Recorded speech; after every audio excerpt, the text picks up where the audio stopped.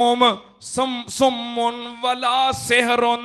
नबी पाक सल्लल्लाहु अलैहि वसल्लम ने फरमाया जेड़ा बंदा सुबह ते शाम 7 खजूरां खांदा है अजवा, नबी पाक ने फरमाया सुबह खादियां ने ते शाम तक, शाम खादियां तो सुबह तक, इस बंदे दे उत्ते ना कोई जहर असर करेगा ते ना ही कोई जादू असर करेगा। एहतियात बुखारी दी हदीस है। सुबह शाम की खाना है? खजूरां। केड़ियां? हाँ, अजवा दा हदीस च जिक्र आया है, आम खजूरां नहीं, मदीने दियां अजवा खजूरां। जरा 7 सवेरे निहार मुंह, सुबह 7 खाए, शाम 7 खाए, ना उहदे ते कोई जहर असर करेगा, ना उस बंदे दे उत्ते कोई जादू असर करेगा।